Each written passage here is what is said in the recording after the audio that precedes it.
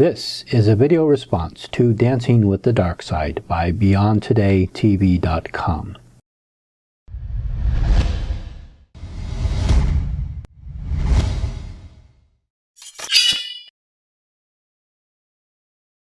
Witches and warlocks, vampires and evil spirits. These all sound like fanciful characters from many of today's popular books and movies, the harmless imaginings of a creative mind. But the occult and many of its features are anything but fiction. The world of mysterious powers and frightful incantations exists as more than just a plot device in some best-selling novel. It exists here, in our world, in our day-to-day lives. Where are you going with this? You started talking about vampires, witches, warlocks, and evil spirits, which are indeed things of legend and myth. However, the concept of a witch or a warlock was built around actual folk traditions of people who supposedly wielded supernatural powers. It's loosely based on truth. Vampires and evil spirits, however, are purely mythical creatures that may have roots in the ancient folk tradition. However, they do not belong in the same category as modern-day witches. People are fascinated and drawn to these dark parts of life and always have been. How about you? Do you want to spend time dabbling with the occult? Yes, I do. If you do, you should know what is really behind these very real manifestations of evil. Superstition and baseless fears of the unknown. Our exclusive interview with Mary will reveal what truths you have never understood about the occult.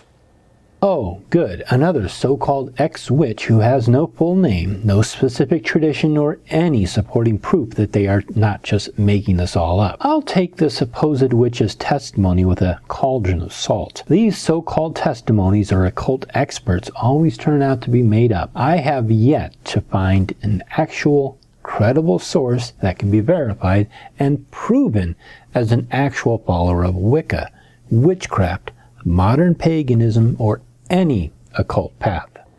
I was 17 when I saw my first vampire film. I laughed till I cried. I am Dracula. It was 1968 when the original Dracula, starring Bela Lugosi, in the title role, came to my hometown movie theater in a release. Ah, the classics. This is where the horror genre started, right here with Bela Lugosi. I had read about this famous movie and decided one night with some friends to go and see what it was all about. Lugosi was dressed in that famous black outfit with a cape and had a leering look in his eye. The scene was intended to frighten moviegoers, and maybe it did in 1931 when originally released. But in 1968, we were a jaded lot. The entire theater audience howled with laughter at the sight of the sinister Count Dracula. Now, since then, an entire generation has been raised on another caricature of this evil being. A popular children's show has used the Count to teach kids how to count. 6, 7, 8 feelings. Wait, what is the Count really saying? Let's rewind that. 0 fucks I give, what you think? Ha ha. It's all good fun when used to teach children. Ooh. It's okay. There's no problems, many reasoned. Or is there? We'll see what Mary has to say in a moment. Wow, you sure are relying on this testimony of a single person who claims to be an ex-witch a great deal. Come to think of it, all these videos rely on entirely supposed testimony, almost as if there is no other supporting evidence to prove any of the claims made are true. More recently, vampires have been given a new lease on life within the stories told in books and movies of high school youth and love and romance. Vampires and the dark side are given the face of youth, and the same themes of evil versus good, immortality, and dark, sinister forces are sanitized within the context of adolescent love, romance, and desire.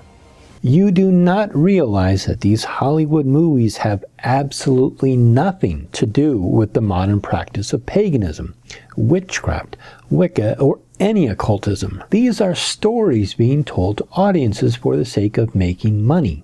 Granted, these are powerful themes that make compelling stories, and a lot of people, maybe even you, or your children, or your grandchildren, have been caught up in the stories and find them entertaining and perhaps profitable.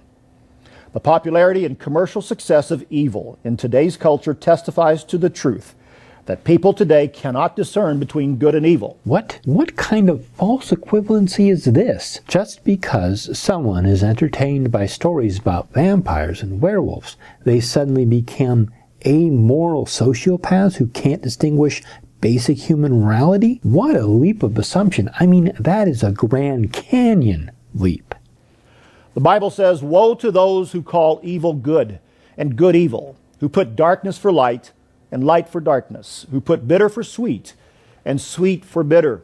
Well, when you put it that way, it still makes no sense. That Bible passage says nothing about stories, myths, or entertainment. Come on, the whole Bible is filled with stories. The growing popularity and commercial success of Halloween has made this annual holiday second only to Christmas as a boon for retailers. Think about that. Second only to Christmas in retail sales. Why is this? People want to have a good time. Halloween is indeed a popular holiday. I have come across sales figures that place Halloween second, third, or even sixth highest earnings for retail sales behind Christmas. Between decorations, candy, costumes, party supplies, and even stationery, it is easy to see how retail sales could be so high for this holiday. They want to be entertained, and in some cases, people want to explore things they don't understand, seeking meaning, power, or control. Ah, yes, the old straw man of wanting power and or control. This is a very tired old argument. I am so surprised he is using this. If your only reason for getting into witchcraft, paganism, or the occult is for power and or control, you are going to be seriously disappointed. Once you find out that you cannot simply wiggle your nose and make things disappear, you will leave for some other distraction. And they don't care where they find it, but they and you should care. There are forces in this world you should not want to be near. Evil does exist. Evil is not an intellectual discussion or a board game or a harmless feature of popular culture. Evil exists, and you should understand the perils of dabbling with this dark side of reality. Yes, indeed, there are a lot of people in this world who do not care about who they hurt or even kill to get their way. They rob, steal, rape, assault, and even murder, all in the hopes of getting a little power, money, notoriety, or revenge. All of which you will not find in paganism, witchcraft, or the occult. It goes by many different names: channeling, fortune-telling, Wicca, divination, sorcery, magic, call it what you will. The truths that lie behind the shroud of mysticism are unsettling at best and disastrous at their worst. So you have some unsettling truths you will expose about channeling, fortune-telling, Wicca, divination, sorcery, and magic? Okay, let's keep track of the facts you provide. To be honest, I don't believe you. If you don't believe me, Whoa, how'd you do that? would you believe someone who knows firsthand about evil power? Someone who was immersed in witchcraft and evil? In order to understand the inner workings of this strange and mysterious world, I interviewed a former witch. We'll call her Mary. Mary spent 20 years learning and practicing the pagan rituals involved in tarot card reading and fortune-telling, voodoo, and casting spells, and she spoke to me about her experiences and how she started down that path. Is she going to give any credentials beforehand? Maybe talk about what specifically she practiced? What tradition? Who she read? What her basic philosophy is? Anything? Or are we just going to take Mary's word for it? Grew up in a Southern Baptist church, but yet my stepfather was beating me, molesting me, and my little mind couldn't comprehend. Your Baptist stepfather was beating and molesting you? The two, and that was the seed that was planted to hate God. The seed was planted to hate God by your stepfather, who was physically and sexually abusive. So for a long time, I hated God because of that. And that was the thing that Satan needed, seed that he needed to take me as far as he could. I felt very powerless as a young girl growing up being abused. And when I left home and got older, it felt like, I say, forces that were not of myself propelled me into that. And one morning I got up and decided I was going to go for a walk. And it felt like a hand propelling me. I didn't know where I was going or what I was doing. I just got up and walked. And I came to this store back home, and when I opened the door, the lady greeted me saying, "Hello, sister, I've been waiting for you." So she knew you were coming. Mm-hmm. To greet someone by saying, "I knew you were coming," that's just good sales sense. But let's go over this. Number one, your stepfather was physically and sexually abusive. Along with that was mental and psychological abuse. 2, you hated God. All of this I can sympathize with, but it has nothing to do with paganism, witchcraft, Wicca, or the occult. The store that Mary was guided to was a voodoo shop, filled with the paraphernalia of that dark craft. The lady who welcomed her gave her a book which led Mary to begin exploring the religion of Wicca. Her interest in the earth-based cult merely whetted an appetite for more knowledge and more power. What do you think you were looking for when you entered into that world? Power. Like I said earlier, if you are only seeking power and or control from Wicca, you are going to be disappointed and will move on to something else. Wicca is a religion.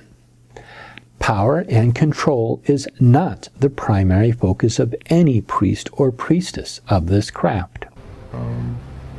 To be special, to be unique. Do you think that's what other people are looking for as well? Oh yes. Although Mary claims to be an ex-witch, I really doubt she knows why every single person in the entire world is drawn to Wicca. Yeah, I mean, you get into it seeking power to control your life, manifest or will things into your life. But the bad thing about it is after it progresses, it starts taking on a negative tone. I started out with Wicca. I started out with thinking I was just worshiping the earth because I wanted something tangible, something I could see, some result I can adhere to. The equinoxes and the Sabbath and Wicca. And that soon didn't feel like enough. And I felt compelled to check out books or to read books about necromancy and voodoo. And like I say, I was in it for about 20 years. She was into Wicca for 20 years? She wanted power and control. She doesn't say anything about what she accomplished, if anything. She uses very generic terms for the equinoxes and sabbats. What about the solstices, esbats? Her own practice. If she practiced for 20 years, I doubt she really learned anything. And there toward the end, I felt like if I hadn't had the car wreck, I would have been gone because I would have opened myself up to channeling. I'd already started using my own blood in my own rituals, and my own spells, and had already started making voodoo dolls and casting bad spells on people. Did you actually see those spells come to pass? You did? Yes. Things happened? Yes. Things always happen. Apart from this ridiculous dark silhouette and voice change, which I don't know why they are going to so much trouble to cover her identity, it's not like the Wiccan Mafia is going to put a price on her head, or the Corporation of Occultism is going to terminate her employment for whistleblowing. This is so fake. There is a real spirit world connected with occult practice. You cannot experiment with it and not expect negative consequences. Mary continued on the downward spiral into these dangerous pagan practices for the better part of 2 decades. She didn't mention anything that was negative consequences or dangerous pagan practices. It wasn't until a collision with a truck nearly took her life that she began to consider the life she had chosen. A black truck hit me and it spun me around. Of course, not just a truck, but a black truck, no doubt. They had a "my other car as a broom" bumper sticker, right? To a 180. First thing that popped in my mind was thank God.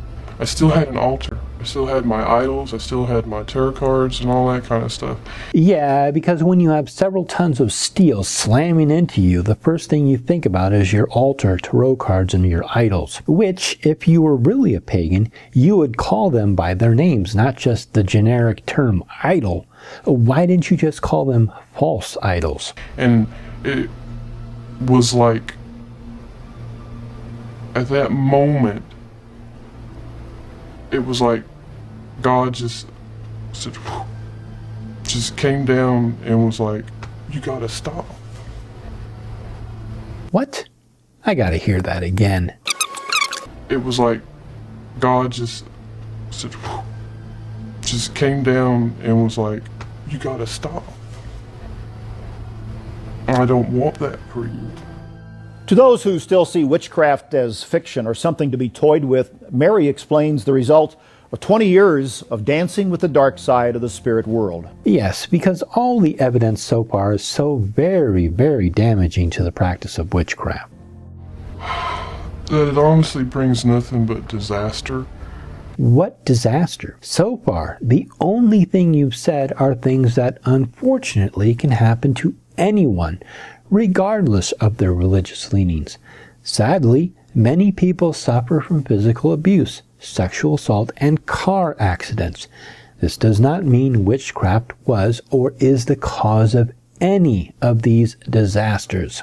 Into your life, I had an altar that was 6 foot long and idols on it. And somehow we are supposed to be impressed by the size of your altar. It's not the size of the altar that matters. It's how you use it. Again, with the idols, why not name the statues? If you practiced for 20 years, you must have learned the names of at least 2 deities.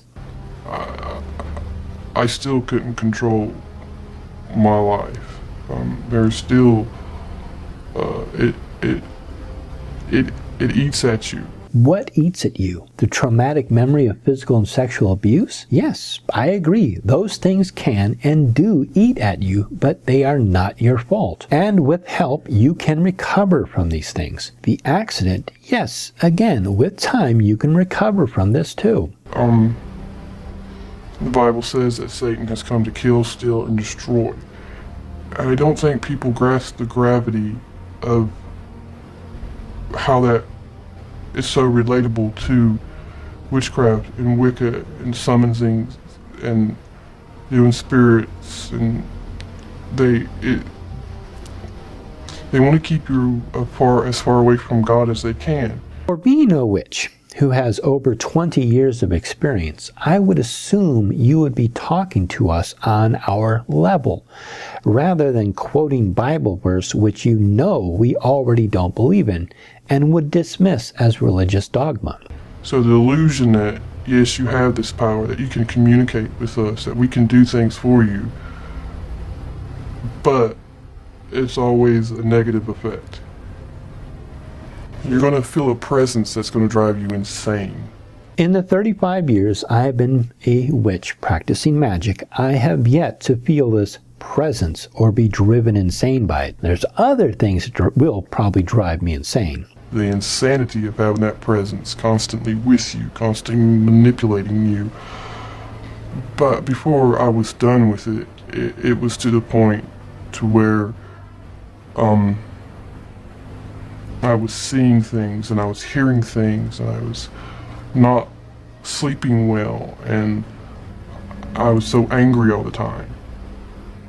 It was eating at my soul, because that's the end result that they want, is to destroy you, destroy your soul, destroy whatever little bit of light you have in you. Who is they. Are you sure you're talking about purely pagan beliefs? Or are there other factors at play here? Insomnia affects many people from various backgrounds, and so does mental illness, where people hear voices. It is understandable, considering the abusive upbringing you had, for there to be serious trauma. Left untreated, this can seriously affect and eat into other parts of your life.